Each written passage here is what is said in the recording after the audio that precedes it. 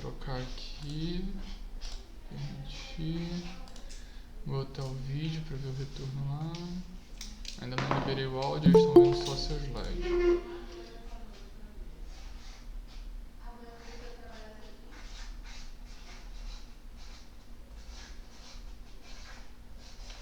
Acho que pior que aqui tá zoado.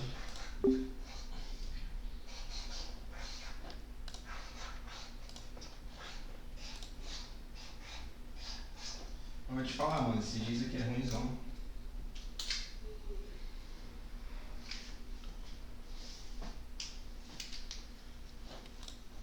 Tava na conta errada aqui, né?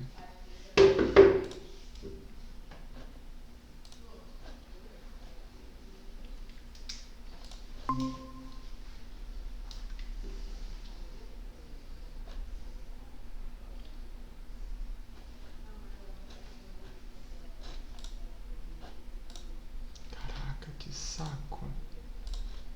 Tá entrando pela conta errada. Ó, começar 20. Gerar um link da reunião, iniciar, programar. Como é que eu faço pra entrar numa que já existe? Digite um código aqui. 10 e 5.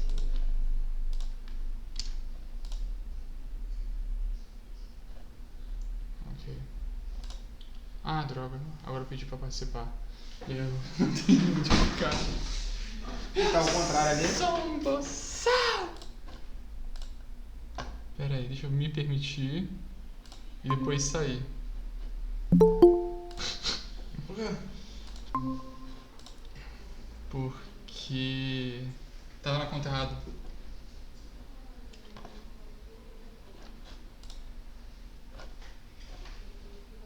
Ai, caraca. Tava naquela conta mesmo, não é possível. Espero que não tenha nenhum Por problema. que tá invertido ali? É pra... vai ficar ali. Olha lá como é que tá. Ah, tá.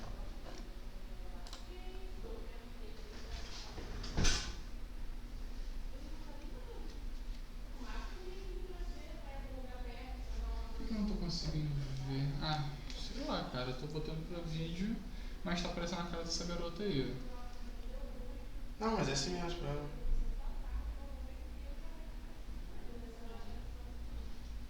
Sei lá. Enfim.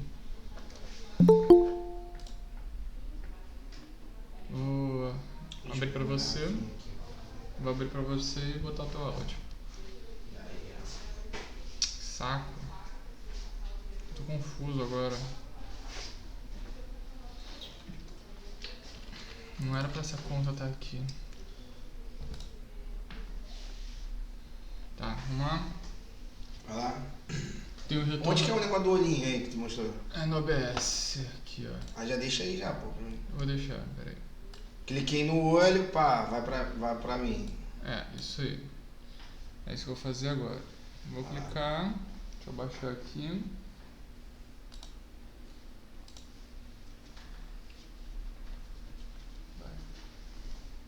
Foi. Fala aí, turma. Bom dia, tudo bem? Todo mundo aí me ouvindo? Todo mundo me vendo aí, né? Tudo certo? Como é que vocês estão, galera? Bom dia, Ana, tudo bem? E aí, turma? Como é que foi a semana? Todo mundo engajado aí no estudo, né? Isso aí, Isabelle, né? Todo mundo aí prestando atenção, estudando bastante, Tamires. Isso aí, todo mundo que está aí na sala, vamos tratar de um assunto muito importante, muito bacana, que a gente vai entender melhor a história do Brasil, mas principalmente é um dos principais temas que justamente cai na prova do Enem, ok? Nós vamos falar um pouco sobre a história da escravidão no Brasil durante o século XIX. Vocês vão ver aqui os exercícios que a gente vai fazer no final da aula, que, bom dia, Laís, que a gente vai tratar sobre um tema que cai bastante na prova do Enem. Então ali tem 8 questões, né? Tem um monte de questões na prova da UERJ, enfim, é bastante cobrado esse aspecto da escravidão, né? Só que a nossa aula de hoje ela será, vamos dizer assim, separada em dois aspectos. Nós vamos tratar, prestem bem atenção, um aspecto da sociologia, e aí nós vamos tratar de um cara muito importante para a história do Brasil, que é Gilberto Freire. Gilberto Freire, ele é um sociólogo brasileiro e que ele, na década de 30, ele publica um livro que vai modificar para sempre a história da sociologia brasileira. E muitas vezes as ideias que nós temos sobre a escravidão, as ideias sociais, culturais que nós temos sobre a nossa nação, enquanto o Brasil, vem desse cara.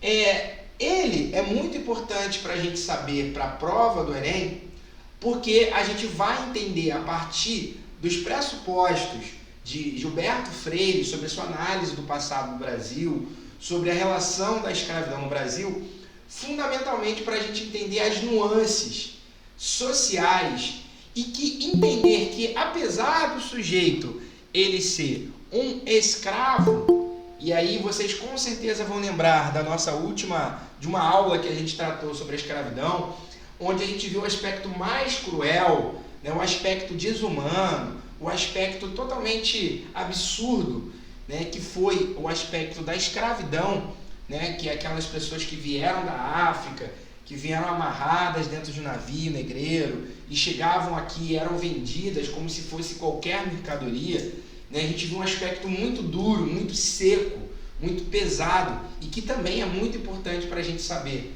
seja para o nosso conhecimento ou seja para a prova do Enem. Mas, na aula de hoje, vai ser fundamental uma visão não tão histórica, né? E é por isso que a nossa aula vai ser misturada entre sociologia e história, porque nós vamos tratar da percepção cotidiana da escravidão. Nós vamos entender um pouco sobre a análise de Gilberto Freire, esse sociólogo pernambucano que marcou a história da intelectualidade brasileira, como a gente vai ver, e principalmente nós vamos entender essas nuances para a prova do Enem, que vai ser muito importante a gente entender o escravo como um ser social no Brasil. Apesar de terem a categoria de escravizados e na letra fria da lei serem tratadas como mercadorias, como uma coisa, como um objeto, havia uma relação muito mais tênue e uma relação muito mais maleável, vamos dizer assim, entre escravos e senhores. E esses escravos, muito embora, como eu disse, escravizados, eles tinham e faziam relações sociais, buscavam casamento, buscavam uma condição melhor de vida para ele mesmo e para sua família. Enfim, isso é fundamental para a gente entender toda a história do Brasil e, como eu disse, cai no Enem e isso é um tema muito cobrado. Agora, vocês podem ver que o tema da aula de hoje, como está aqui no slide que eu coloquei aqui para vocês, onde vocês conseguem observar que a escravidão do Brasil no século XIX. No século XIX foi um século muito importante porque durante o Brasil monárquico, durante o Brasil imperial, a gente vai ver uma transformação do Brasil em todos os sentidos, enquanto uma unidade política, né? E aí a gente começou a conversar isso sobre o período de Dom Pedro, na busca da unidade, da consolidação do Brasil enquanto nação. E ao mesmo tempo nós vamos ver a economia, a gente vê justamente a importância também da economia, principalmente a economia, quando a gente para pensar que o café é o principal produto do Brasil, é o que vai render impostos, é o que vai render investimentos, é o que vai render capital para certas pessoas nessa nação. E ao mesmo tempo nós vamos entender que a escravidão, que foi a mola propulsora, a escravidão que foi a base disso tudo, afinal de contas, quem é que planta o café? É o branco? Né? É o português? Não, é justamente o escravizado. Então, a escravidão era a base de todo o sistema social do Brasil imperial. Tá? E essa escravidão era que permitia que houvesse justamente o café, que houvesse o açúcar, que houvesse serviços urbanos. Então existiam várias categorias de escravos que serviam para todas as obras, como diz a história, é um pau para toda obra, para construir qualquer coisa no Brasil imperial. Então, fundamentalmente, quando a gente fala em escravidão no século XIX, nós estamos falando da escravidão ligada a uma cultura imperial, ligada a uma cultura monárquica. E foi justamente nesse século, no século XIX, em que a escravidão ganhou um sentido muito maior em termos de importância econômica, mas ao mesmo tempo, no final do século XIX, começou a haver uma série de leis vindas do próprio Império para poder limitar essa escravidão. Então, tivemos a Lei Eusébio de Queiroz, tivemos a Lei do Ventre Livre, tivemos a Lei Saraiva Cotagipe e a mais famosa de todas, a Lei Áurea, a filha primogênita de Dom Pedro II, proclama o fim da escravidão, proclama a abolição. Mas isso a gente vai ver mais ligado, à parte histórica, tá? Então, como eu disse, a nossa aula de hoje, ela vai se separar em duas dimensões. Nós vamos tanto para o lado da sociologia, de analisar as relações sociais dos escravos naquela sociedade escravista, a partir principalmente de Gilberto Freire, e nós vamos tratar, sobretudo, da parte histórica da escravidão, principalmente levando ali para o final dela, ok? Levando ali para o final, quando começa a existir uma série de leis que limita e que proíbe, com a Lei Áurea, no dia 13 de maio de 1888, que abole a escravidão no Brasil. Ok, gente?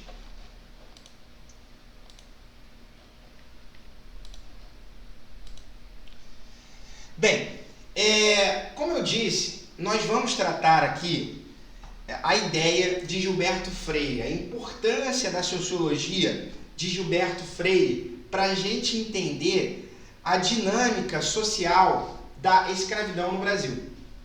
E quando a gente fala em Gilberto Freire, nós estamos falando de um dos principais sociólogos, da história do Brasil. E ele vai ser um cara que vai mudar totalmente a dinâmica de nossa história. O pensamento sobre o passado do Brasil, sobre a análise das relações sociais, do jeito brasileiro, ele é muito importante. E ele vai ser o primeiro cara, e aí pasmem ao dizer isso, que ele vai ser o primeiro intelectual brasileiro que vai publicar um livro, que é o famoso livro Casa Grande e Senzala, em que ele vai justamente apontar os aspectos positivos da colonização africana e indígena. É isso mesmo, porque antes de Gilberto Freire existia uma teoria racista, racialista, preconceituosa de enxergar a história a partir de uma divisão racial, em que no topo dessa sociedade estaria justamente o branco representando o europeu, no meio da sociedade brasileira estaria o indígena e lá embaixo o negro representando a África. Então, boa parte da intelectualidade brasileira, ao longo de todo o século XIX, estará ligada a essa tradição de visão racial da história, uma visão racialista, ou como a gente chama hoje em dia, uma visão racista. É nesse sentido que é muito importante a gente entender um pouco da história brasileira, mas ligada também à história mundial. Por quê? Existiram, no século XIX, uma série de, entre aspas, intelectuais que escreveram sobre a história de seus países de uma visão, como eu acabei de dizer, racista. Então, por exemplo, nós tivemos um cara chamado Gobineau, ok? Que era um francês, e que ele faz um livro em que ele conta a história do mundo a partir não de uma visão cultural, social, econômica ou filosófica. Esse cara, o Conde de Gobineau, ele é um cara que enxerga a história como sendo uma luta não de povos simplesmente, não de nacionalidades alemã, né, italiana, francesa, portuguesa ou brasileira. Não. Ele enxerga uma visão da história racial. Então esse cara chamado Gobineau, ele vai desenvolver uma teoria que explica que o topo da humanidade, né, o ideal de intelectualidade, de progresso, de sucesso é a Europa. Então a Europa, ela é referência para todas as demais relações, né, de culturas e de reinos e de países mundo afora. Então tudo o que não for europeu, né, e aí a gente chama isso de eurocentrismo, ele tem um viés justamente de que tudo que não for europeu é bárbaro, tudo que não for europeu é não civilizado, tudo que não for europeu não é bom. Essa visão é uma visão que começa a desenvolver-se no século XIX e não termina por aí, né? Então, essa ideologia surgindo na Europa, né, que vai ganhar também, sobretudo, o nome de eugenia. Essa visão chamada de eugenia, essa ideologia, é uma ideologia de que as raças, né, o sangue, a cor de pele, o tipo de cabelo, o tipo de nariz, né, visões, vamos dizer assim, fenótipas do indivíduo, questões raciais, são fundamentais para entender a história. Então, por exemplo, esse Conde Gobineau dizia o seguinte: olha, nós aqui da Europa estamos vivendo numa boa, temos universidade, temos faculdade, temos filosofia, temos tecnologias, temos armas melhores. E por que nós temos isso tudo melhor que qualquer outro país? Porque nós somos brancos. E quem é asiático, e quem é indígena, e quem é africano, não tem essa mesma potência que eu tenho. Então, ao longo de todo o século XIX, e aí esse cara chamado Conde Gobineau, ele foi amigo, e Dom Pedro II trocava cartas com esse cara, e não foi só Dom Pedro II que estava inserido nesse pensamento, mas todo mundo, toda a intelectualidade, boa parte dos intelectuais, né, da Europa, e sobretudo os brancos da América, tinham uma consciência racial da história, de que o branco é o elemento do progresso e o africano é o elemento do atraso. O europeu é sinônimo de civilização e o africano é o elemento, né, do que é incivilizado. Então, ao longo de toda a história do Brasil, não diferente da Europa, não diferente dos Estados Unidos, não diferente de boa parte do mundo, onde existiam pessoas brancas descendentes de europeus, né, eles tinham essa consciência de uma superioridade racial. Então, quando a gente fala de superioridade racial, né, a ideia racista, que a gente vai desenvolver um pouco mais na frente, né, ela é uma semente plantada no século XIX de que não explica justamente a cultura. A ideia é que o indivíduo, ele age de acordo com a sua raça, né? Então ele não age socialmente devido às suas influências do local onde vive. Não, independente do que acontecer, né, um branco vai agir como branco, um negro vai agir como negro e um índio vai agir como índio. Exatamente, Tamires, é isso. A gente vai tratar sobre isso nas próximas aulas. A gente vai ver o imperialismo, o neocolonialismo. Essa ideia de Gobineau, ela se desenvolve na Europa e que vai criar uma cultura que faz todo sentido para a gente entender, por exemplo, um sujeito, né, assim, ó, amigo do capeta, amigo do Satanás, chamado Adolf Hitler. Né? Então Hitler, quando ele faz a perseguição aos judeus, né, a sua visão racista de mundo contra os africanos, contra os demais povos da humanidade que não são, entre aspas, da raça ariana, não foi ele que inventou isso. Ele estava dentro de uma tradição de pensamento europeu chamada de eugenia, que é justamente essa ideia desenvolvida pelo Conde de Gobineau no século XIX, que é a ideia da história racial do mundo. Isso é uma tremenda bobagem, porque hoje em dia todo mundo tem consciência, principalmente pela visão da sociologia, de que, né, não é uma questão de certos comportamentos sociais, uma questão ligada a uma condição sanguínea, a uma condição genética, a uma condição racial, e sim, simplesmente cultural. Então você imagina o seguinte exemplo que eu vou dar aqui para você, né? Vamos supor que você adote uma criança de uma tribo Yanomami com 1 ano de idade. E quando você pega essa criança, né, adotada, você traz ela para Nova Iguaçu, né, dá arroz e feijão para ela comer, ensina o português, né, ensina o seu gosto musical, coloca essa criança numa escola. Quando essa criança ela tiver 15 anos, qual vai ser o comportamento dela? Ela vai agir como um índio Yanomami?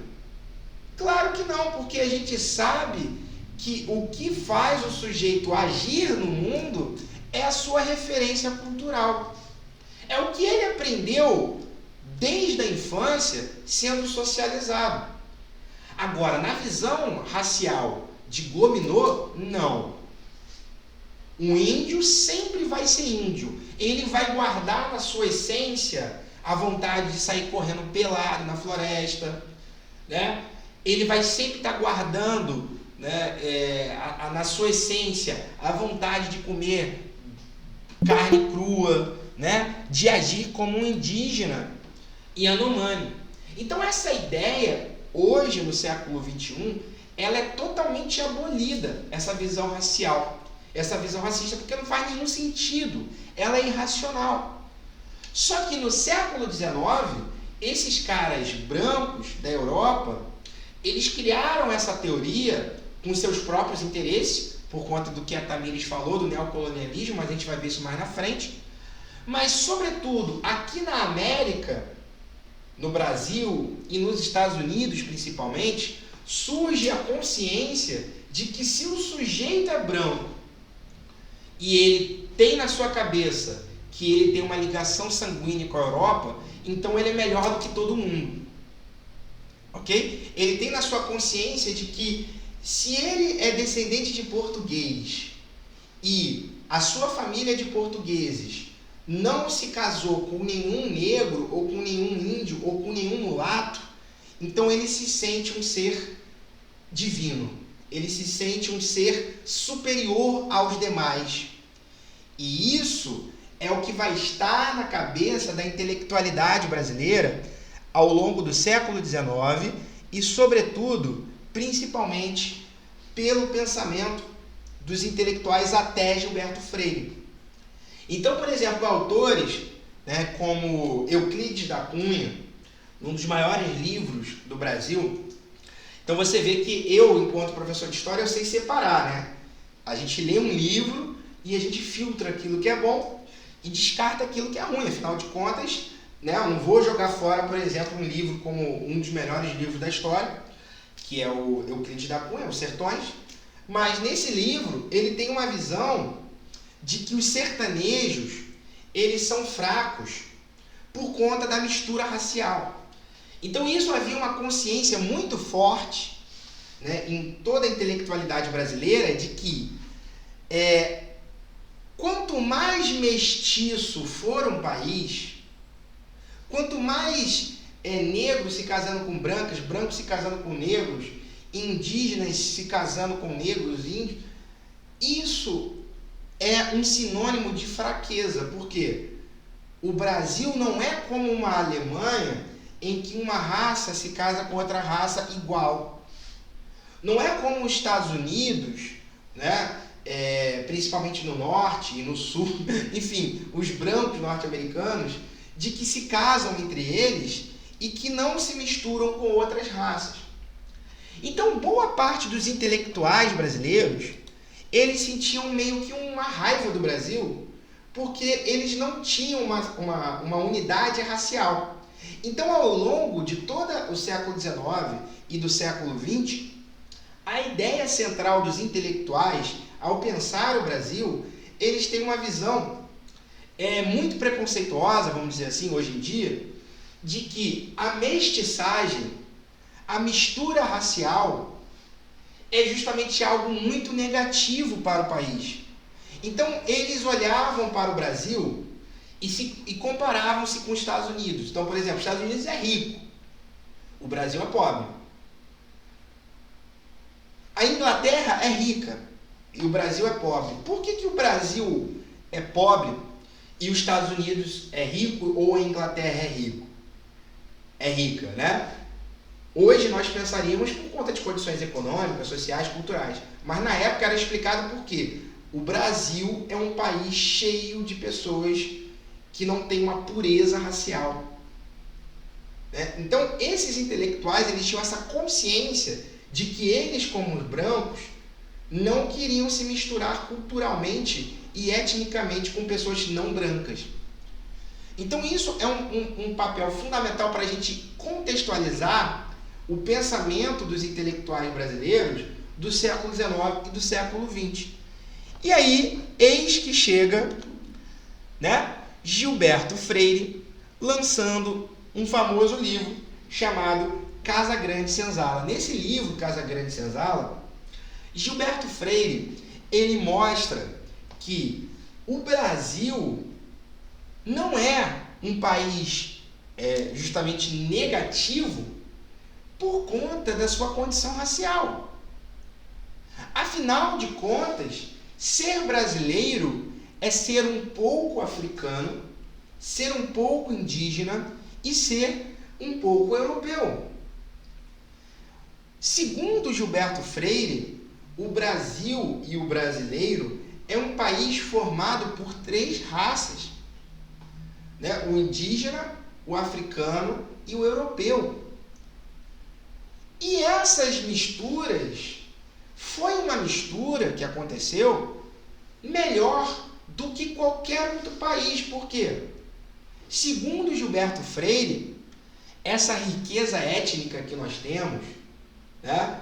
Os milhões de negros e pardos que nós temos, os milhões de caboclos e cafuso que nós temos, é um sinônimo de que houve no nosso passado alguma coexistência entre as mais diversas raças.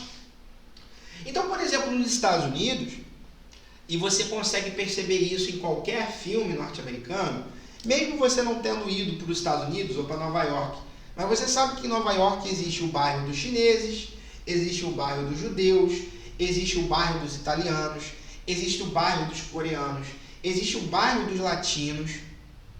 Porque lá na América, nos Estados Unidos, há uma segregação histórica. Enquanto que no Brasil não. Segundo Gilberto Freire, nós temos uma liga, nós temos uma união, nós temos algum tipo de relação, e é uma relação muito próxima entre as mais diversas raças. Então, o Gilberto Freire, ele transforma para sempre o sentido intelectual do Brasil. Por quê?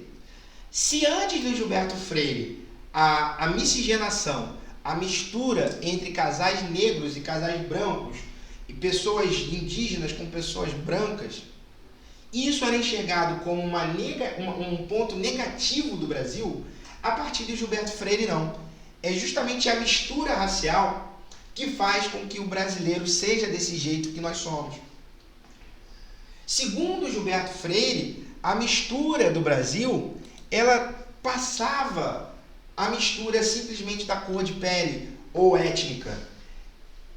Era uma mistura cultural. Então, por exemplo, quando um português ele chegava aqui, ele assimilava certos atributos da cultura africana da mesma forma que um africano assimilava certos atributos da cultura europeia. Esse branco que assimilou parte da cultura africana no Brasil, ele ao mesmo tempo se alimentava, por exemplo, de farinha de mandioca. Comia tapioca. Comia aipim frito. E qual é o povo que trouxe essa cultura culinária para o Brasil? Os indígenas. Então você observa, segundo Gilberto Freire, que qualquer pessoa que é brasileira, ela carrega consigo tanto um pouco do sangue indígena, tanto um pouco do sangue africano e europeu, mas ao mesmo tempo carrega consigo a cultura africana.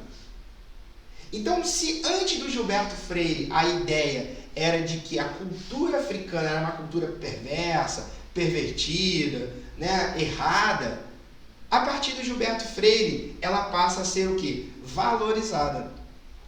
Então isso é uma mudança muito forte, ok? Da história do pensamento brasileiro, dos intelectuais brasileiros, que passam a valorizar elementos étnicos que não são os europeus. Por quê? Valorizar a cultura europeia sempre houve na história do Brasil. Dom Pedro I, Dom Pedro II, né, os primeiros presidentes da República do Brasil, né, eles sempre tentavam ligar a história do Brasil a uma história europeia, de uma tradição da Europa. Mas Gilberto Freire, ele é o primeiro cara a pensar que nós brasileiros temos um pé na África, temos um pé aqui, né, com os indígenas, e nós temos um laço muito forte com a Europa.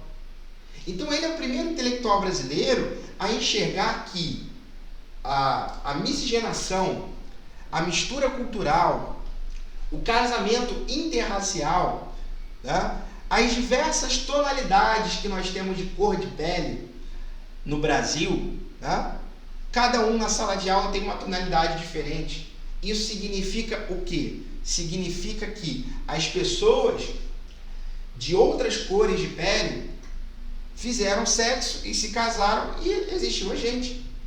Então, ou seja, isso é uma peculiaridade brasileira e é uma peculiaridade positiva. Porque na Europa, na mesma década em que Gilberto Freire escreveu esse livro, estava lá Hitler e o nazismo. Nos Estados Unidos, existiam leis em estados que proibiam o casamento entre pessoas negras e pessoas brancas.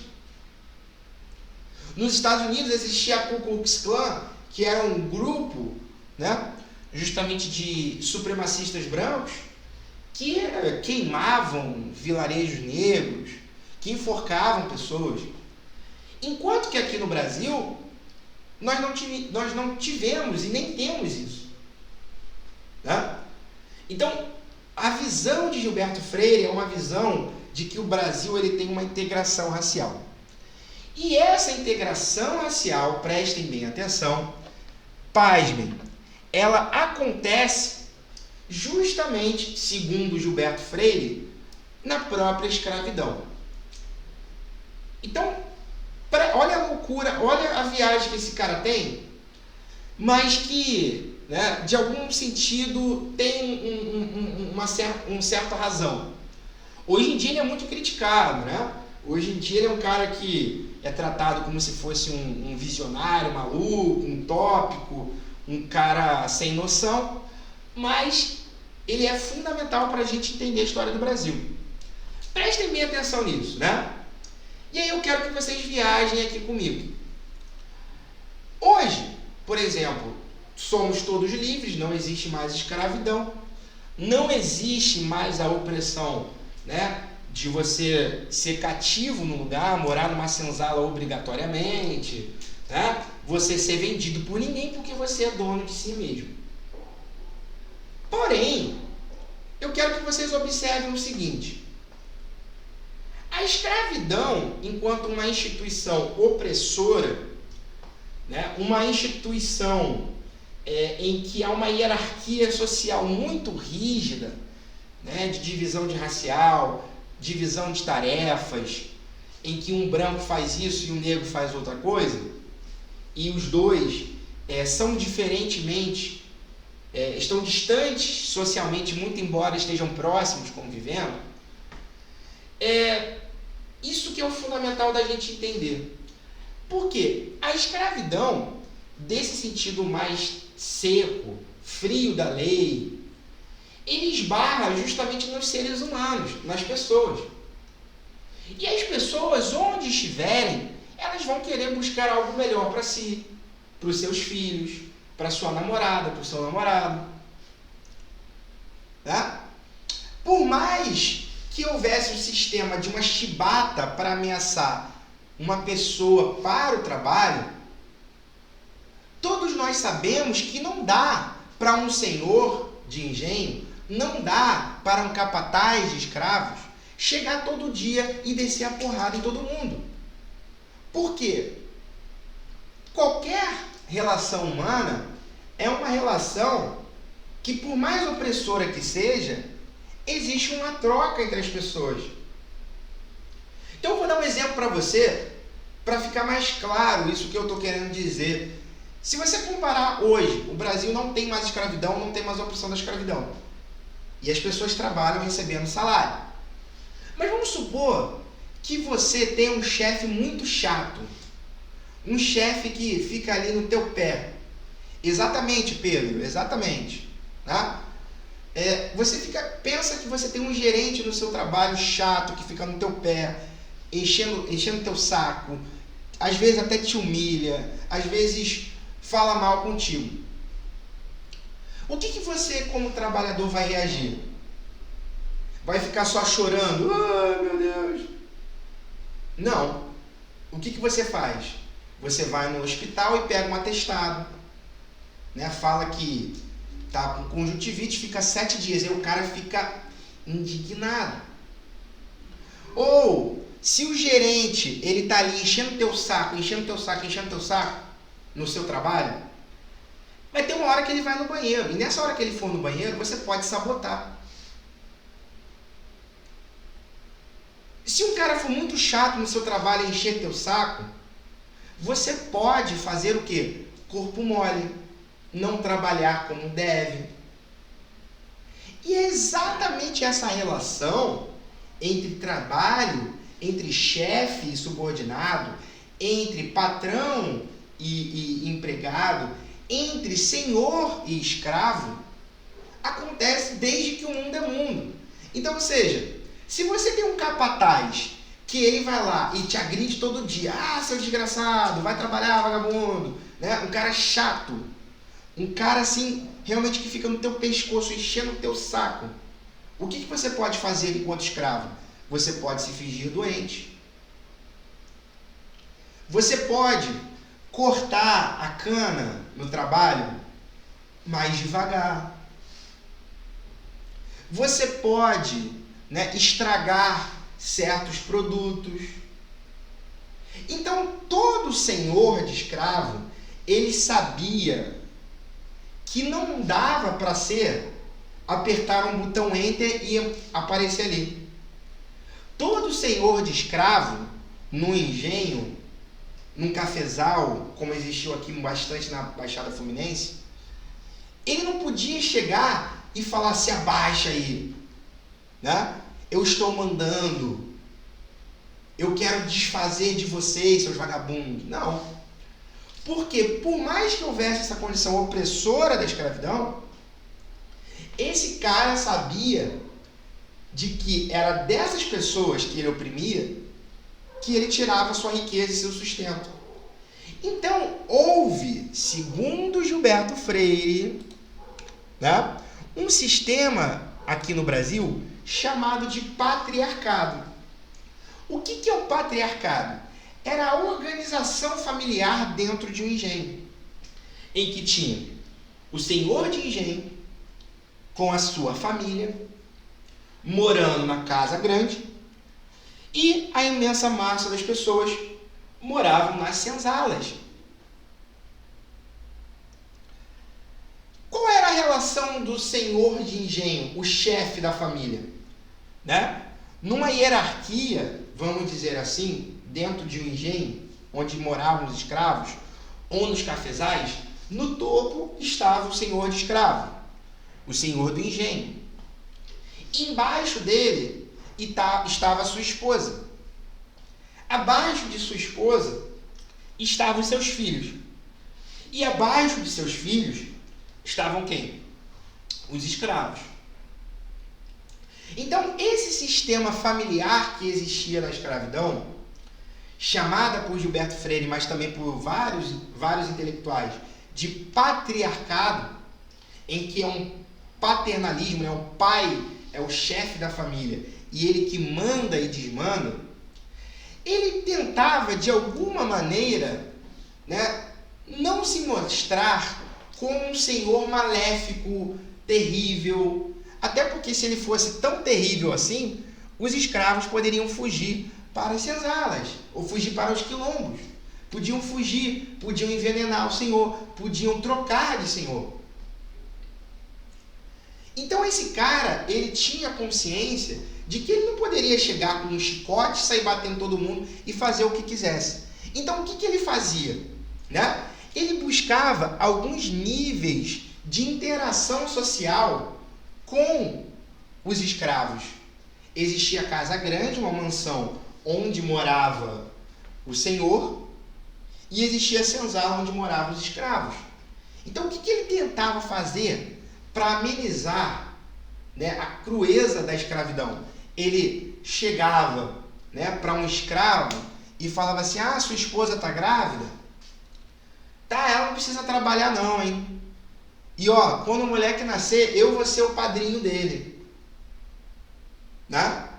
Então você observa que era uma relação que, ao mesmo tempo em que os dois ali estavam em posições hierárquicas totalmente distintas, um senhor e um escravo, existia uma relação dupla, dialética entre eles.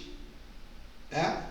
O escravo, enquanto condição de escravo, o senhor não queria que esse escravo pensasse que ele era um escravo. Né? Tamires, essa relação surgiu do nada? Não. Né? É uma relação histórica, Tamires. É uma relação histórica porque se num país, principalmente na época colonial, em que havia 80% ou 70% de negros no Brasil, seja escravo ou não escravo, como que aquele cara conseguiria manter uma banca de racista e violento com todo mundo? Né?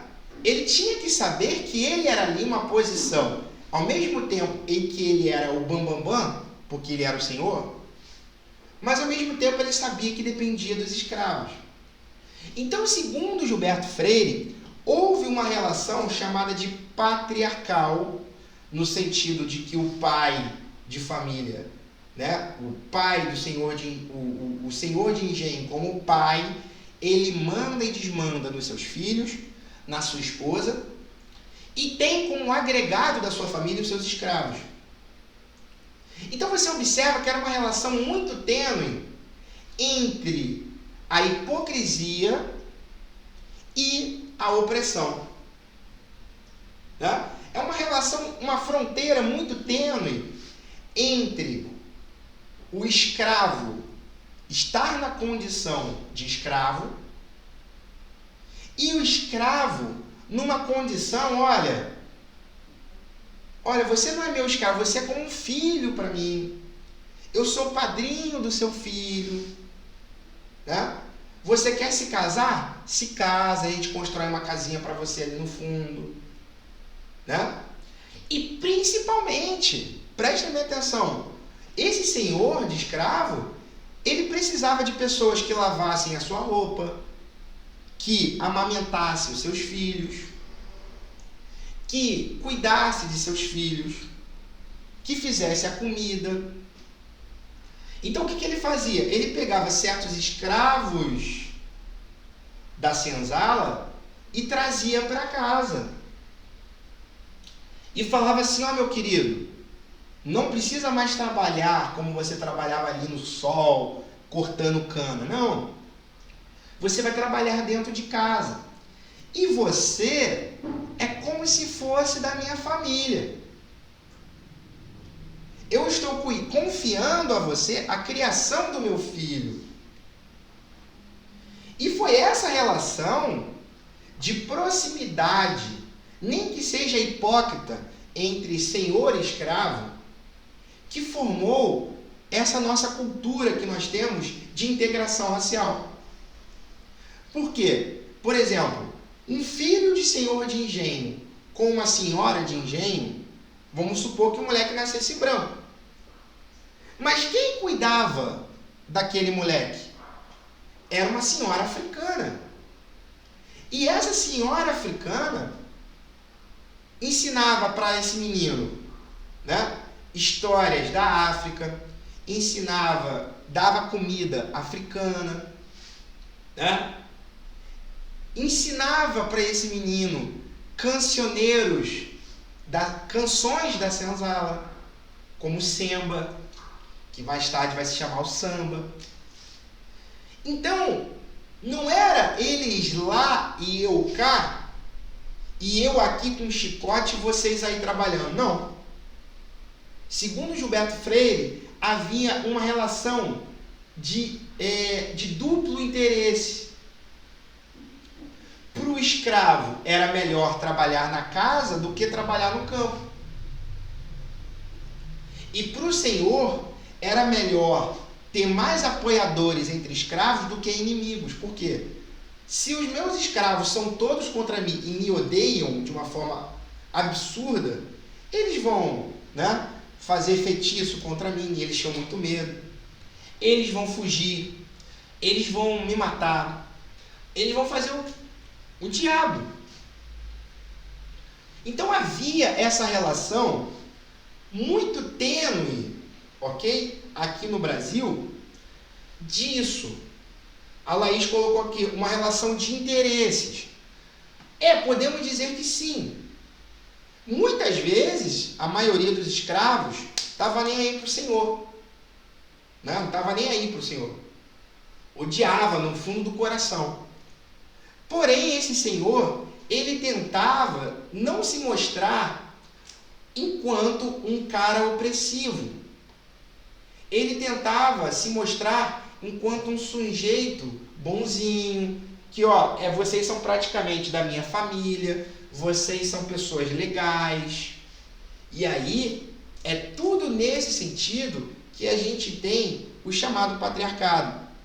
Então esse livro, Casa Grande Senzala, ele demonstra uma relação na escravidão, em que o escravo, ele era um sujeito social. Dentro da limitação, da opressão da escravidão, ele buscava melhores coisas para ele, para sua família, né? Buscava ter o respeito entre os escravos, ou aqueles que trabalhavam dentro da casa recebiam até roupas do Senhor, né? Recebiam até roupas da esposa do Senhor. Os filhos dos escravos brincavam com os filhos dos senhores.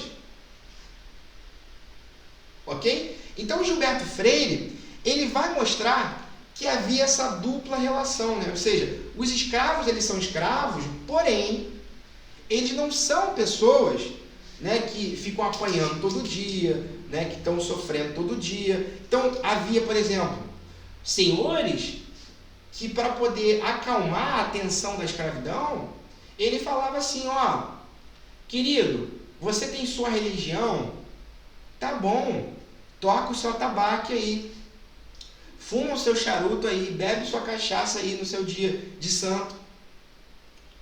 Mas, ó, segunda-feira vão trabalhar, hein? Domingo vocês vão descansar, vão bater atabaque, vão fazer música, mas no segunda você vai trabalhar. Aí, opa, né? E se você parar para pensar, né? Não é isso que ocorre até hoje, né?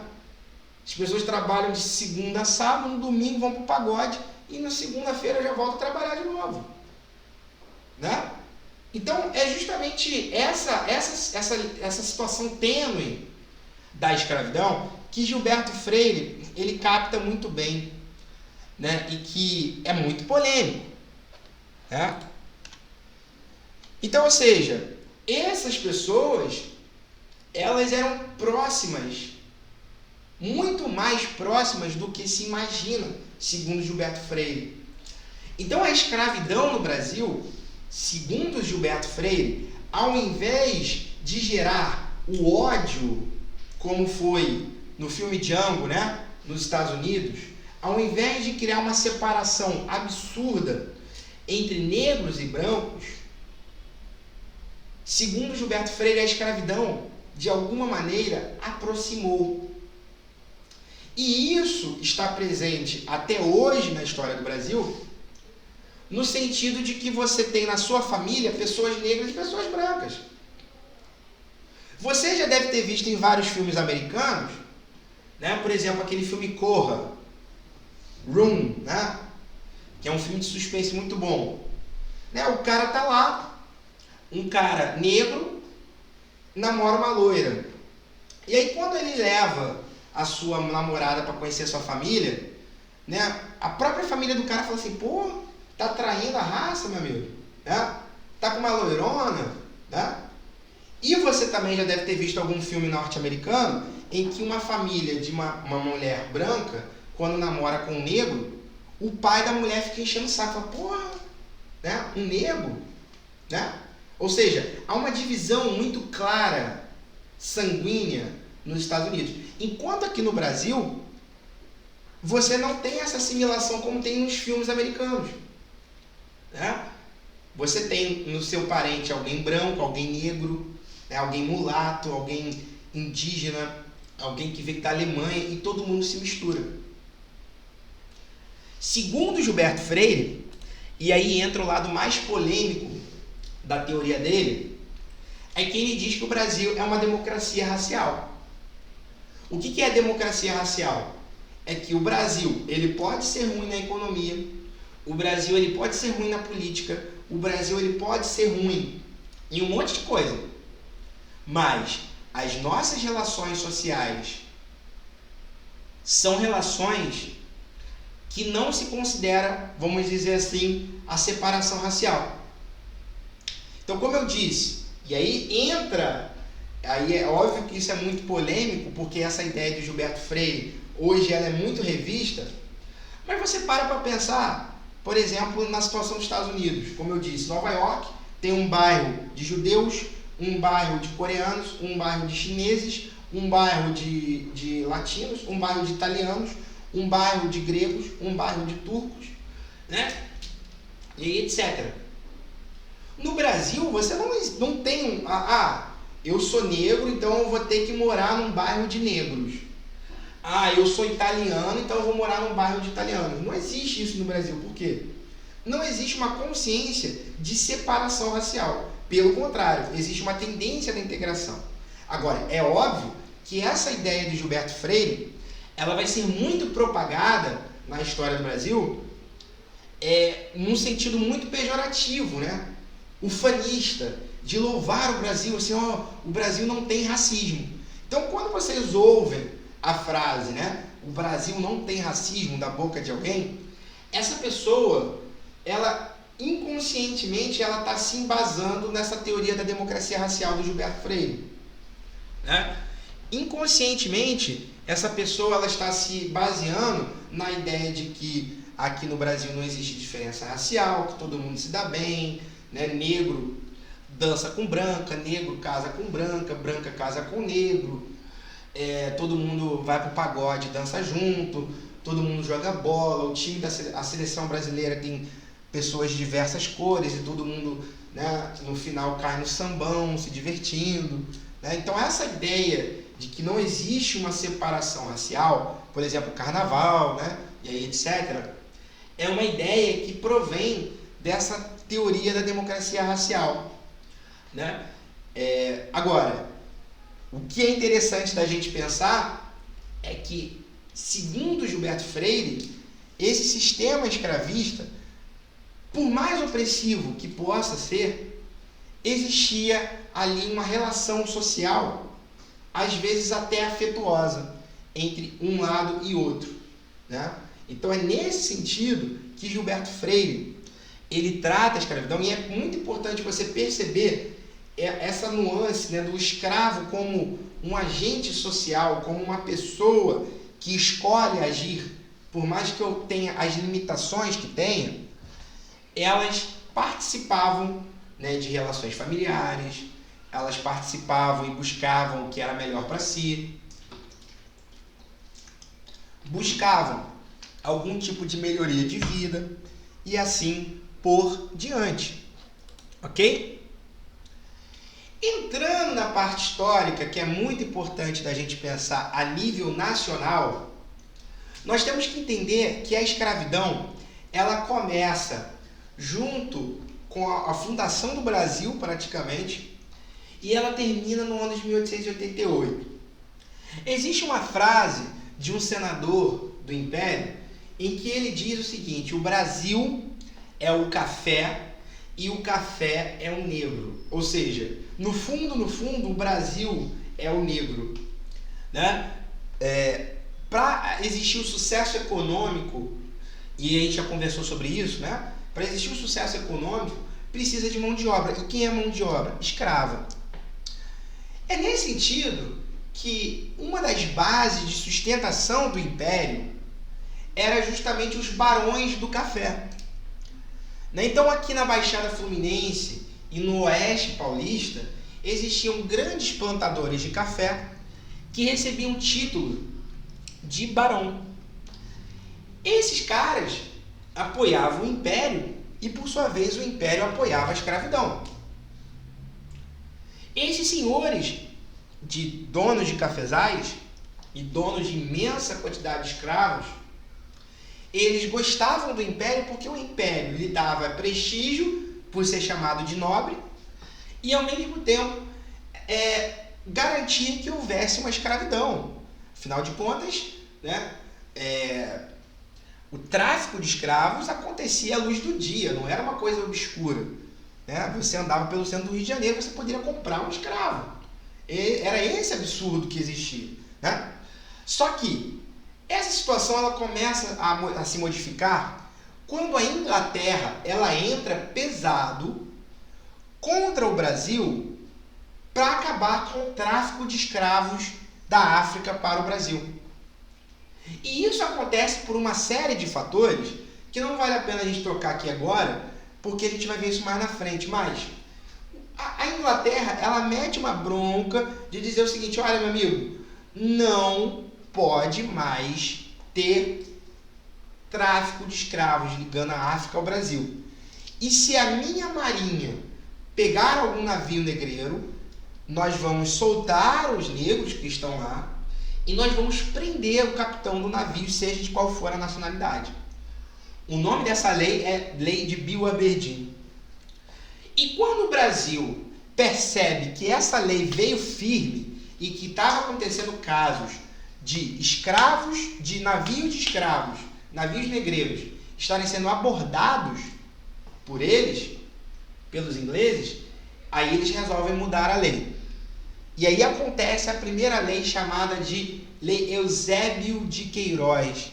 Essa Lei Eusébio de Queiroz foi uma lei que visou limitar, né, que que proibiu o tráfico internacional de escravos, ou seja, o Brasil, enquanto um dos maiores importadores de escravos da África, acabou do dia para a noite, porque a Inglaterra estava bombardeando. Poderia haver uma guerra entre Inglaterra e Brasil se o Brasil continuasse com a escravidão. Então, como o Brasil, diplomaticamente e militarmente, era muito mais fraco que a Inglaterra, aí Dom Pedro recua. Aí a elite percebe que, opa, não dá para continuar esse sistema, porque os ingleses estão enchendo o saco, né? E aí a primeira lei criada na história do Brasil que impõe algum tipo de limite à escravidão foi justamente a lei Eusébio de Queiroz, que acabou com o tráfico internacional de escravos, né? Embora o tráfico internacional de escravos acabasse, a escravidão não acabou. Por quê? Em regiões onde estava crescendo o café, como na Baixada Fluminense e como no Oeste Paulista, esses senhores que precisavam de mão de obra, o que eles faziam? Eles compravam escravos da Bahia, compravam escravos de Minas Gerais, compravam escravos do Maranhão, compravam escravos do Ceará, enfim, era o tráfico nacional de escravos. Mas você já observa que não era como antes, em que eles imaginavam que seria para sempre a escravidão. Os ingleses já estavam proibindo e já estavam pressionando, né? Então é nesse sentido que começa a se desenvolver a ideia de que a escravidão vai ter um fim e temos que nos preparar para isso, do ponto de vista senhorial, né?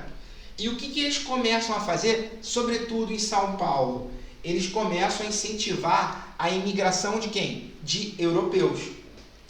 Essa imigração de europeus é justamente com a visão de que precisamos de mão de obra e a escravidão vai acabar. Então, alguns empresários, alguns donos de cafezais paulistas se anteciparam à crise e convocaram, justamente, chamaram, pagaram a viagem de alguns imigrantes, italianos principalmente, mas também suíços, alemães, né? Gente de toda a Europa, não de toda a África, não de todo o mundo, mas de toda a Europa. Por quê?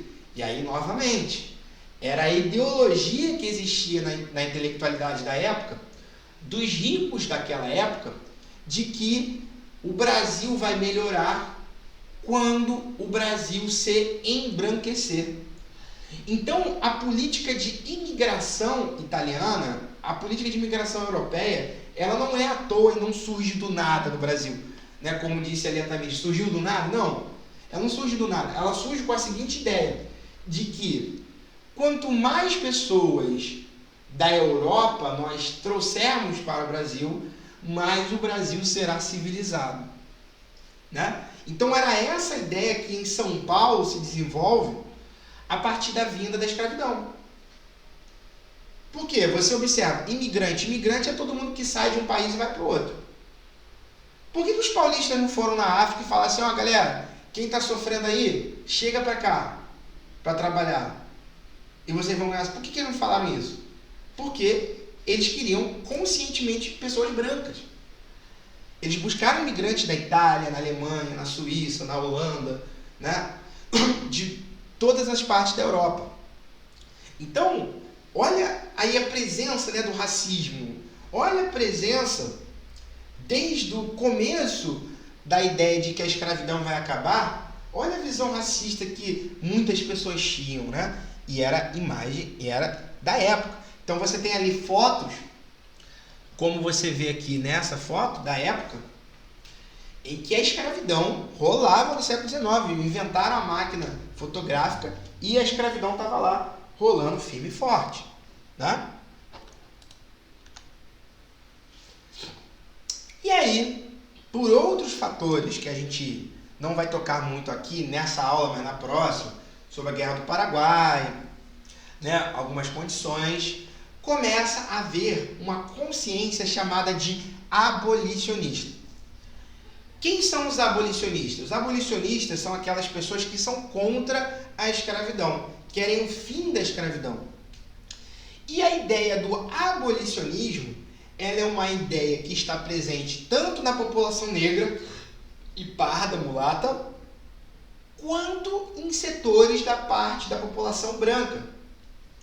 Então, por exemplo, a princesa Isabel, que era uma jovem, né, na década de 60 e 70, ela conscientemente ela era abolicionista. Né? Então, o que ela fazia muitas vezes em Petrópolis? Ela escondia no palácio do Rio Negro, que era o palácio lá da família real em Petrópolis, escondia escravos foragidos.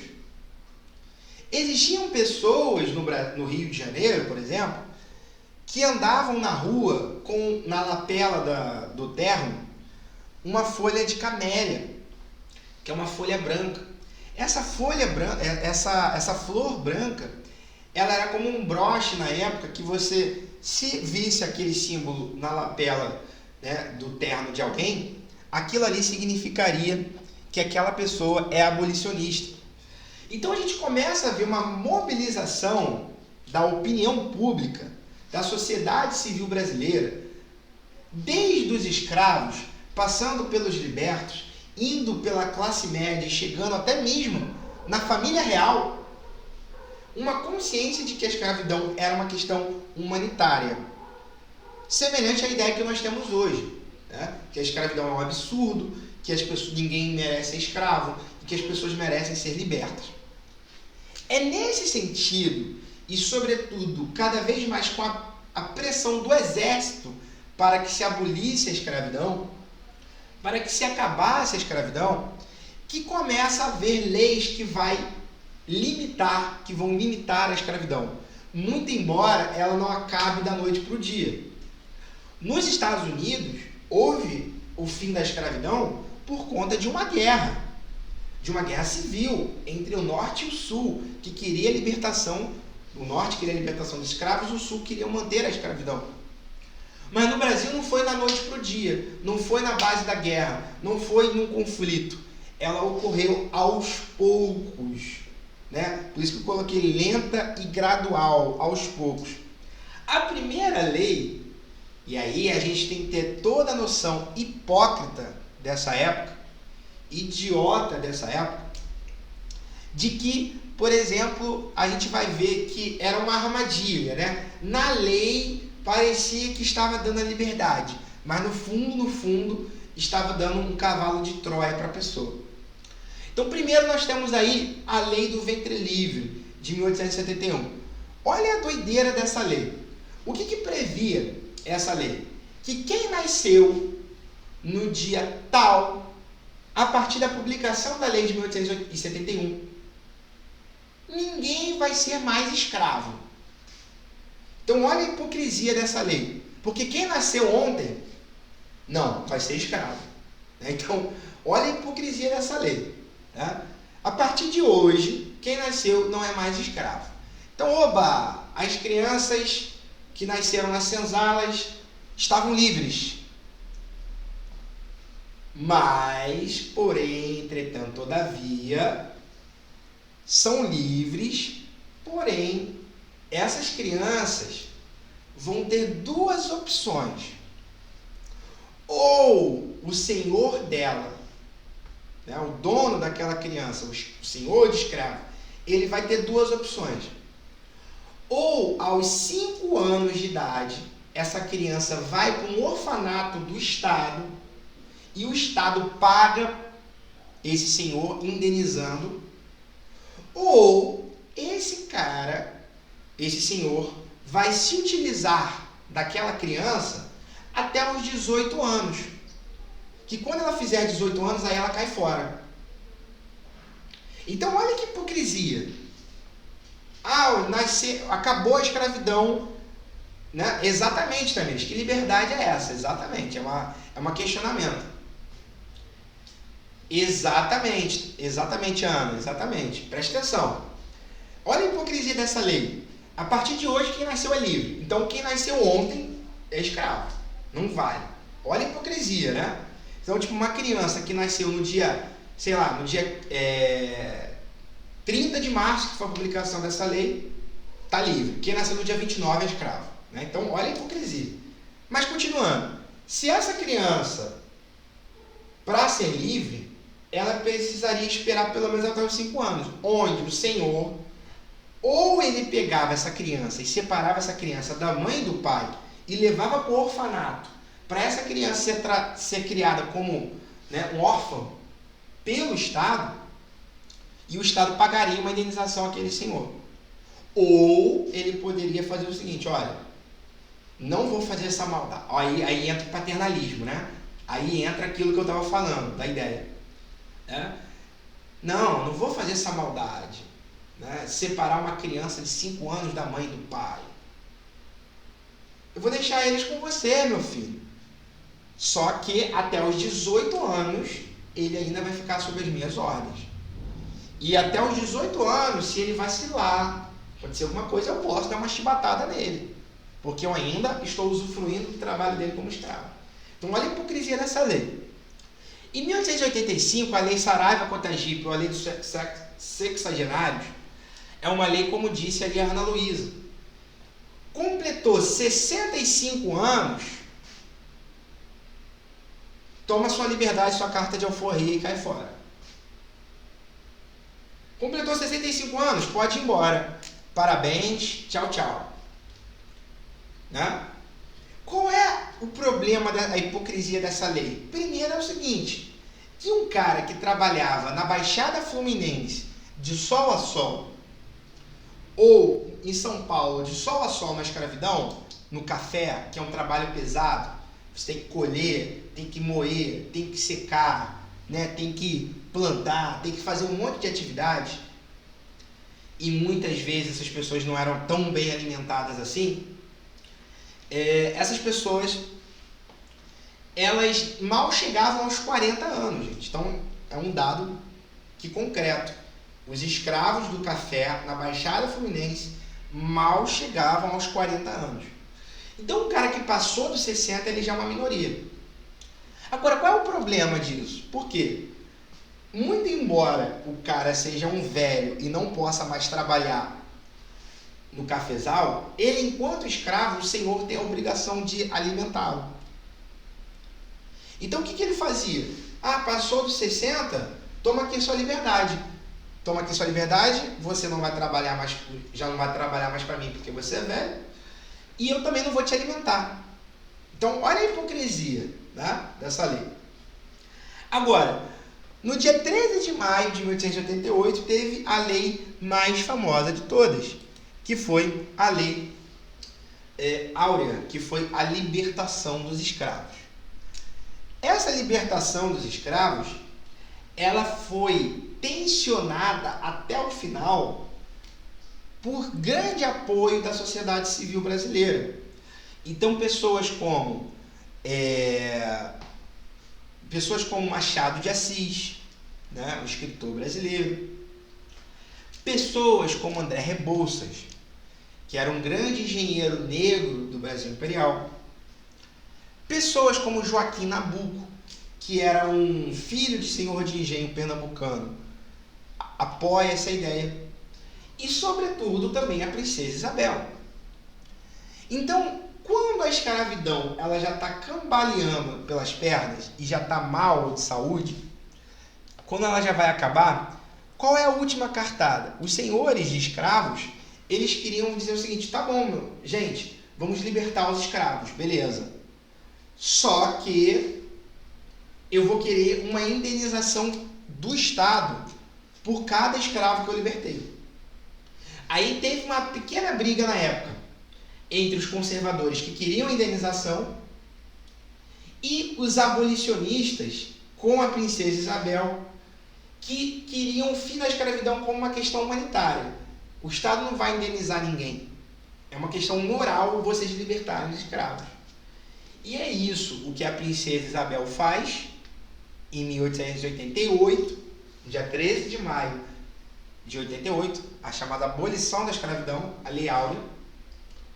E o Império cai em menos de um ano depois, no dia 15 de novembro de 1889. Então você observa que a elite, né, cafeeira da Baixada Fluminense e de São Paulo ficou indignada com essa lei, a tal ponto que eles aprovaram a primeira mudança política que viesse pela frente, a República, né? Então a gente vê essa relação muito tênue no final da escravidão. Ok, gente? Já falei demais e vamos fazer o quê? Exercícios. Vamos lá. Página 50.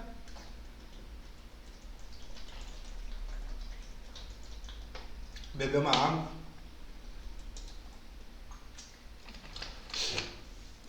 Página 50. Questão 57. Então vamos lá, porque tem um monte de exercício, hein?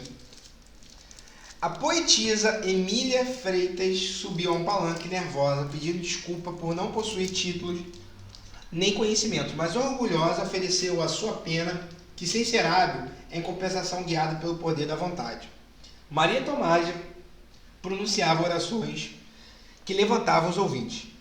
A escritora Francisca Clotilde arrebatava dinheiro, arrebatava declamando seus poemas.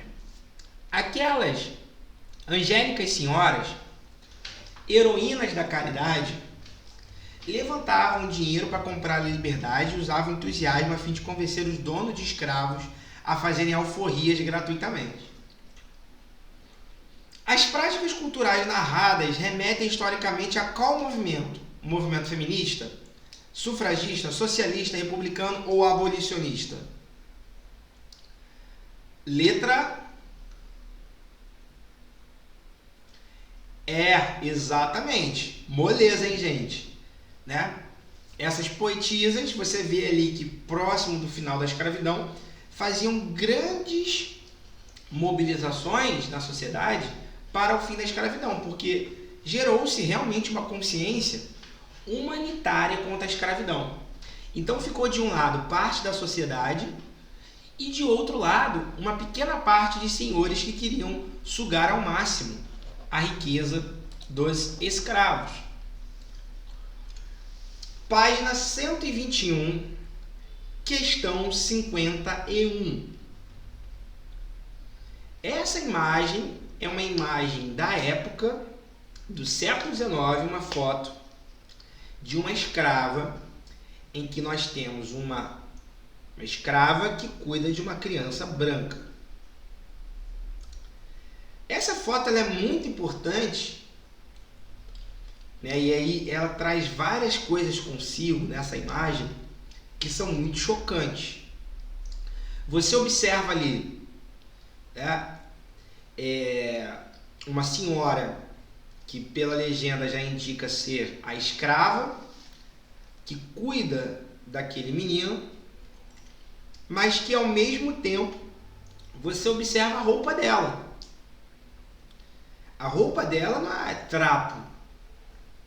A roupa dela é uma roupa, né, até hoje luxuosa, né?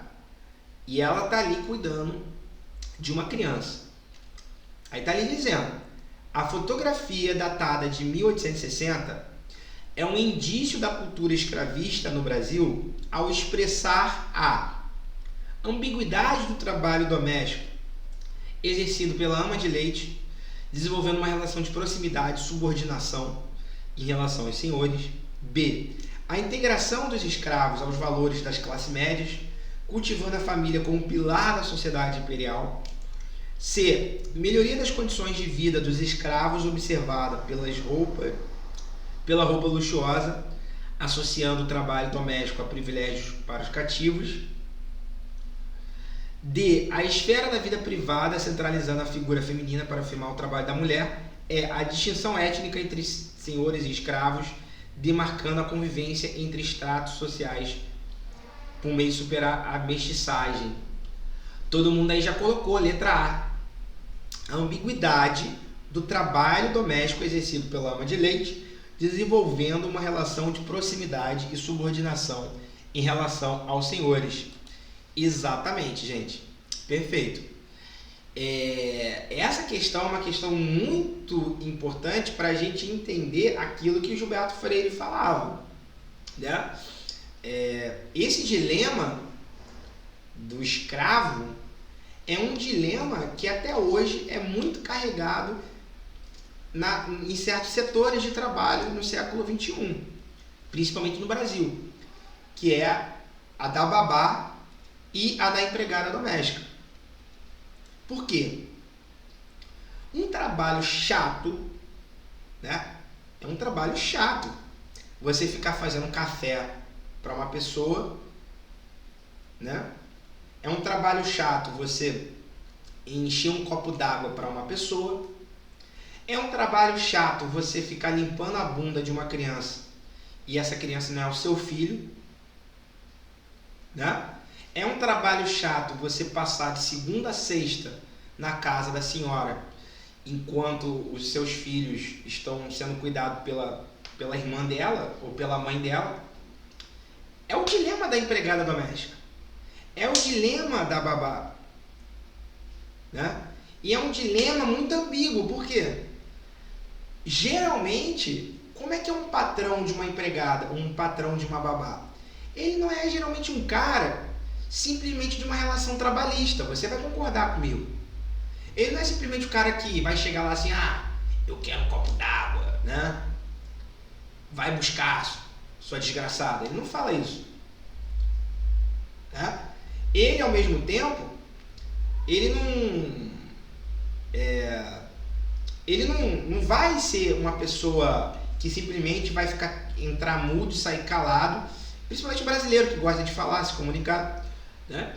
Ele não vai entrar, a empregada não vai entrar muda e sair calada dentro da casa do sujeito e no final do mês ele vai lá e paga um salário mínimo para a mulher. Não.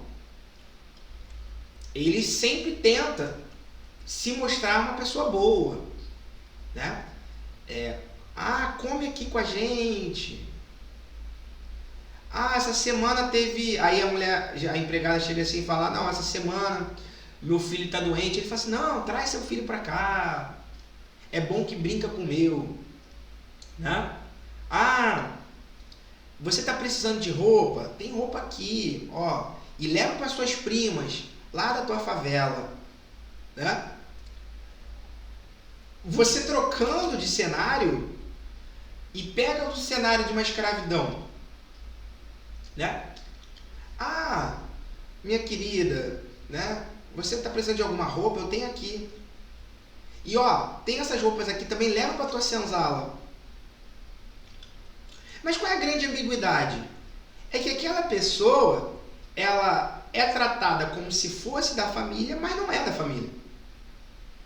Aquela pessoa, ela tem uma relação tão próxima do filho do Senhor, que ela educa muito, muito mais em termos de quantidade de vezes do que a própria mãe, mas ela não tem direito à herança,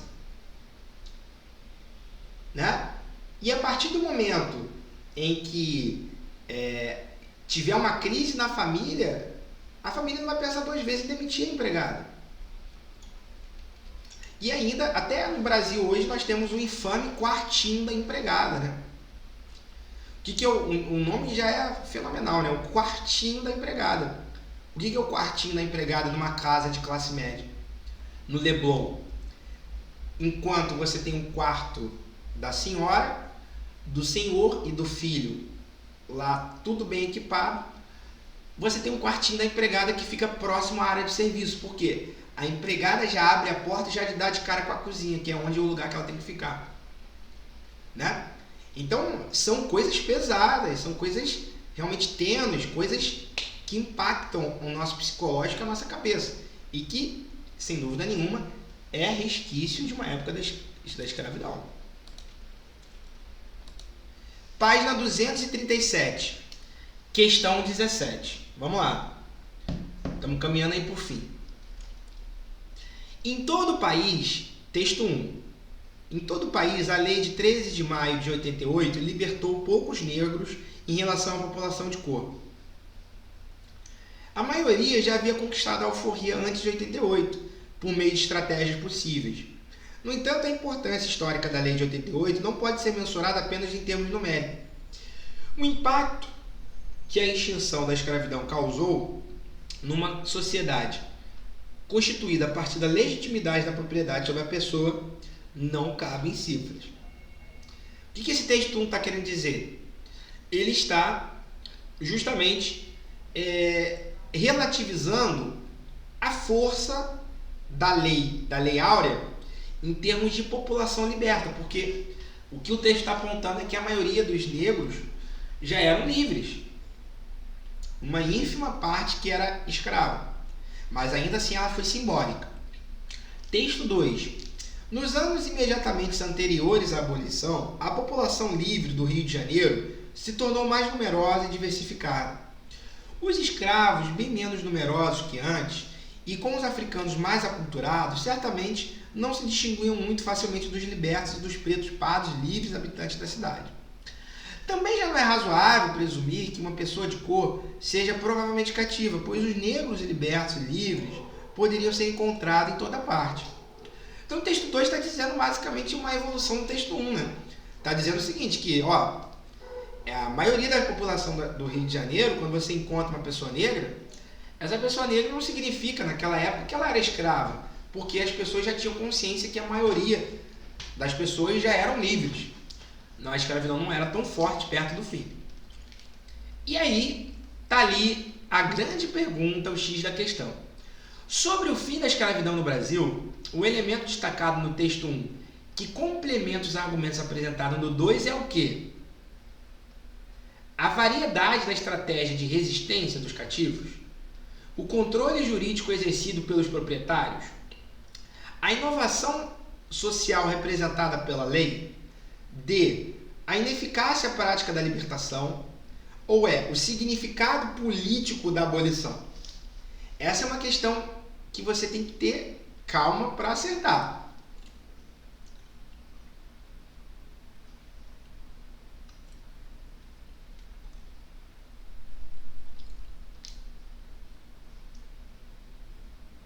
Qual é a resposta? Qual é o argumento do texto 1, desenvolvido no 2, sobre o fim da escravidão? Qual é o elemento, qual é a chave da interpretação? A, B, C, D ou E?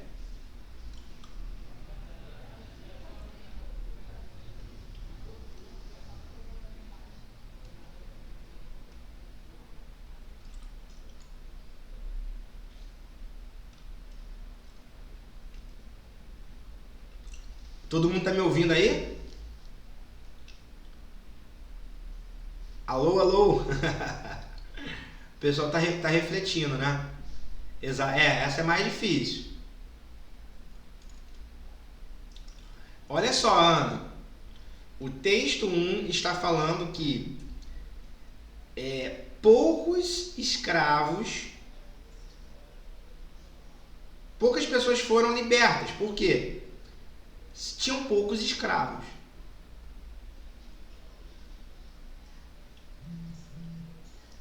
A importância histórica da lei não pode ser mensurada apenas em termos numéricos.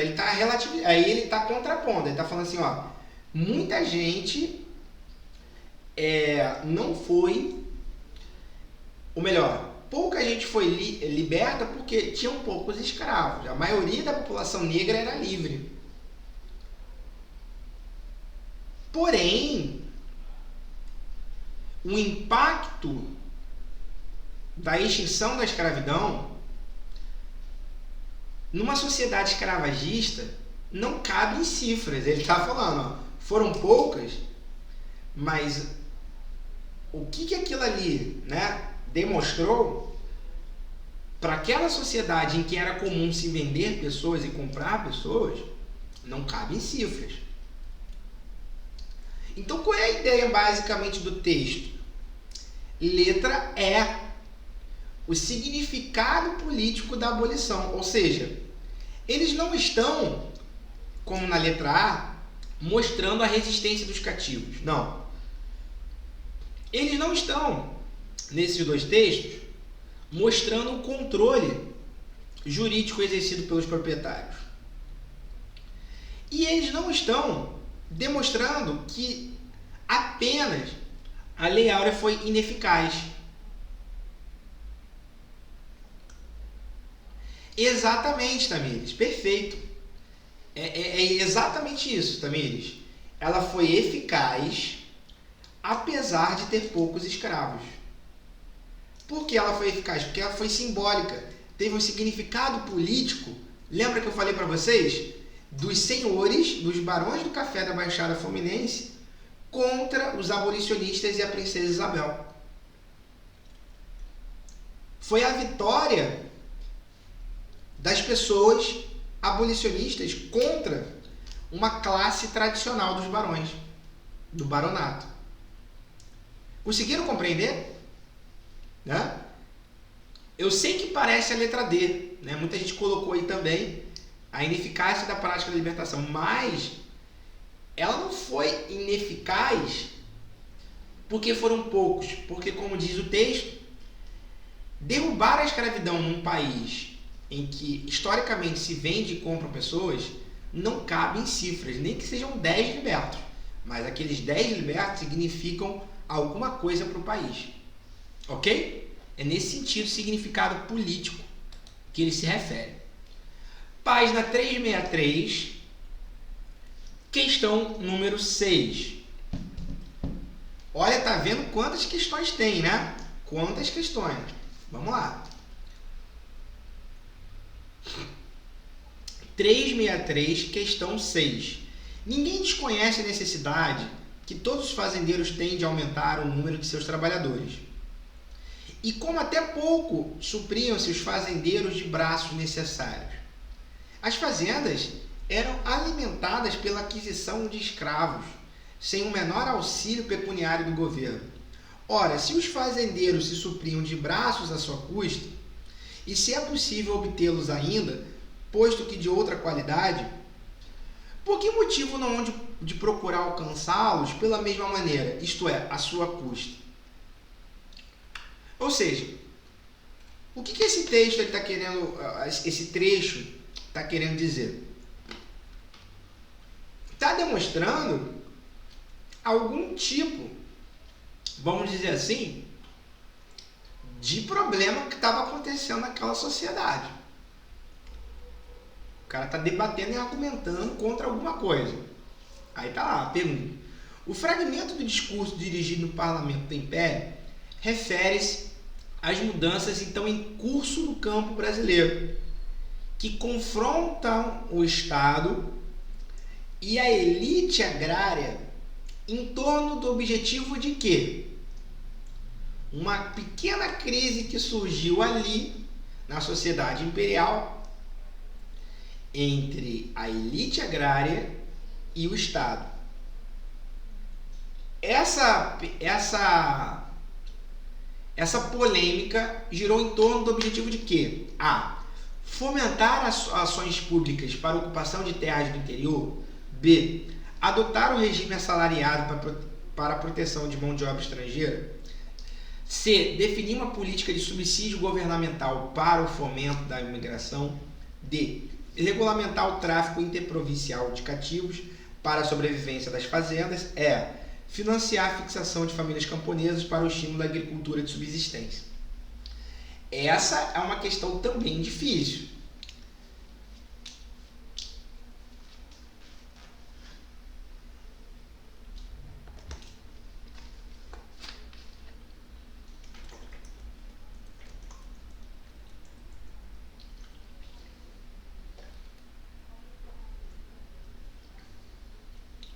Está lá o senador falando.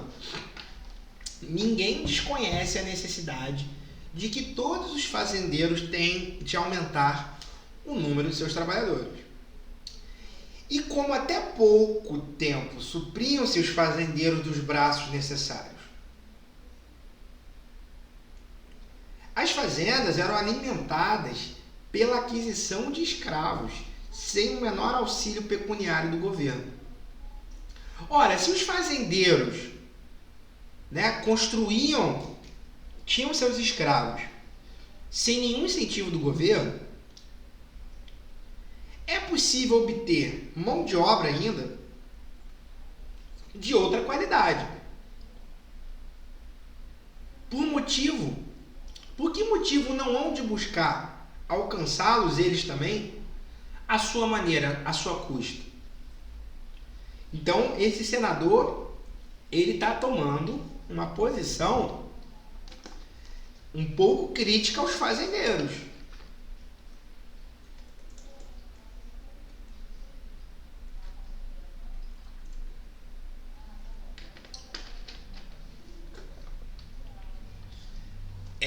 Eu sei que é difícil,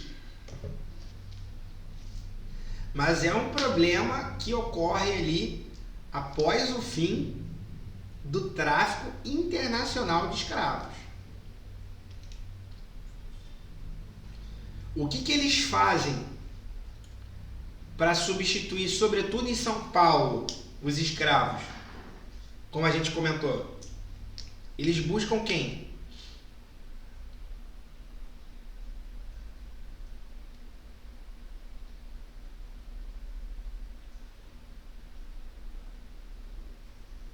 Eles buscam, sobretudo, as pessoas mais racistas. Busca os imigrantes. A polêmica desse senador ali no debate era com relação ao quê? Era que existiam duas propostas no Senado. Uma em que, né, ambos se reconhecia o problema da escassez de mão de obra por conta do fim do tráfico internacional de escravos. E o que fazer com eles? Chamar imigrante. Aí é que entra a polêmica. De que maneira nós vamos chamar os imigrantes? Vai ser o senhor, vai ser o dono do cafezal, o dono da fazenda, que vai pagar todos os custos para o italiano vir? Ou, como eles queriam, fazer com que o governo que pagasse para os italianos vir? Então, ou seja, letra C. Definir uma política de subsídio governamental para o fomento da imigração. Então, ou seja, o debate ali, tratado no Senado, era justamente os antigos senhores de escravos, donos de fazendas, que queriam que o governo que pagasse a viagem do italiano. E não eles próprios. Aí o senador está argumentando o quê? Ele está falando o seguinte, olha, se na época da escravidão eram vocês que pagavam, a mercadoria, por que agora o Estado que vai ter que pagar a imigração? Vocês que se virem. É isso que o senador está falando. Ok? Essa imigração, a Tamires perguntou, essa imigração surgiu depois da abolição? Não. A imigração, Tamires, ela começa a ganhar peso no Brasil após o tráfico internacional de escravos. A Lei Eusébio de Queiroz, de 1850. Porque várias pessoas queriam substituir os escravos em São Paulo por europeus. Já que eu vou ter que pagar um salário, então que eu pague para um branco. Era essa a mentalidade, tá? Era exatamente isso, essa mentalidade babaca e racista que esses caras tinham. Ok? Era nesse sentido que era tratado a questão. Tá? Fazer aqui a última, tá, gente? Que o tempo aqui já está apertado. Tem uma aqui que eu queria fazer aqui com vocês. Essa daqui, ó. Depois eu vou publicar o slide para vocês. Página 500, questão 29. 500, questão 29. Ali nós temos um casal, né, de escravos. Aí está ali dizendo Que aspecto histórico da escravidão do Brasil do século XIX pode ser identificado a partir da análise do vestuário do casal? Observe o traje, né, do pessoal, na beca, né, no estilo. Aí tá lá a letra A. O uso de trajes simples indica a rápida incorporação dos escravos no mundo do trabalho urbano. B. A presença de acessórios como chapéu e sombrinha aponta a manutenção de elementos da cultura africana. C. O uso de sapatos é um importante elemento de diferenciação social entre negros libertos ou em melhores condições na ordem escravocrata. D. A utilização do paletó e do vestido demonstra a tentativa de assimilação de um estilo europeu como forma de distinção em relação aos brasileiros. E. A adoção de roupas próprias para o trabalho doméstico tinha como finalidade demarcar as fronteiras da exclusão social. O que essa foto diz sobre a escravidão do século XIX? A, B, C, D ou E?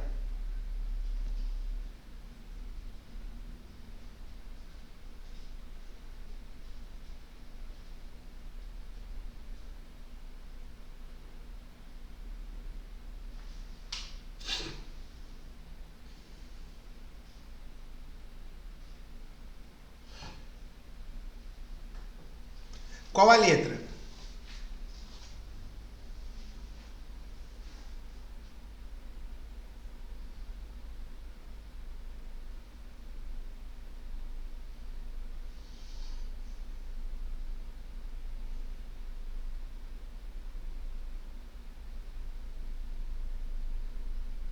O que esses trajes significam?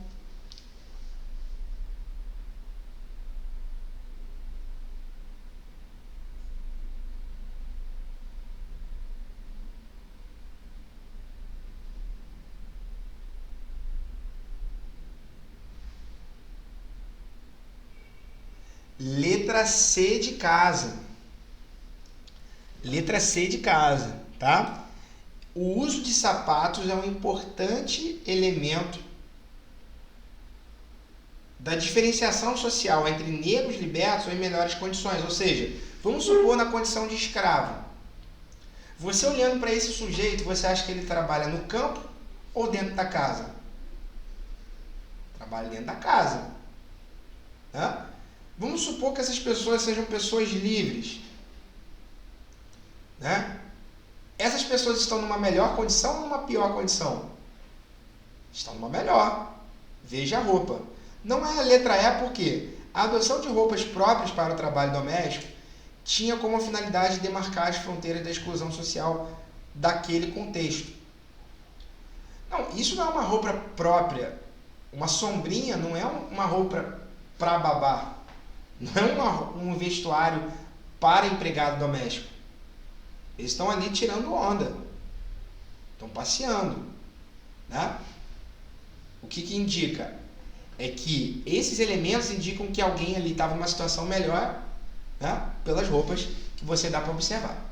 Gente, acabou o tempo, tá? E eu vou lançar aí para vocês o slide ainda hoje, tá bom, gente? Quem tiver dúvida, quiser mais bater um papo, como disse ali o Pedro, chama o Zé do Zap. Exatamente. Valeu, gente. Tchau, tchau.